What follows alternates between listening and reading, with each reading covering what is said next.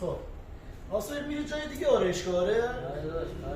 جای دیگه کارش خیلی خوبه. الان که یه دفعه دور سفید کردم برات بعد میفهمی. الله وکیلی نگاه کن. دور سفید بالا سیاه. دو تا ساقو یه چینبر یه چینبر خلاص.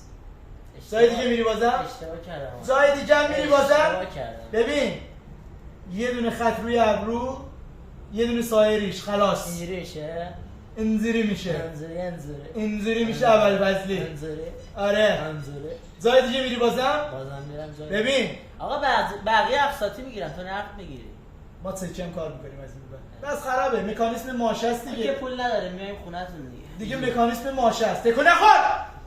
داداش پول ندارم میام خونه‌تون. مکانیسم ماشه است ما اقساطی هم کار میکنیم. چکی، سفته، زمانه. داداش جنگ بشینم می. فقط خواهش میکنم زامن اگر آوردید بالای 70 سال. رامن ندارم. بالای 70 سال. زامن تانک، زامن چک میخواد. بمب، زامن کپسول آتش نشانی کار میکنیم. کاسب خیلی خرابه. از وام برم از بانک بگیرم کمتر زمان. از بانک برو وام بگیر. از وام نمیرن بانک بگیرن. آره. از بانک وام میگیرن. از وام بانک نمیگیرن. چرا تحت فشاری؟ از چی ترسیدی؟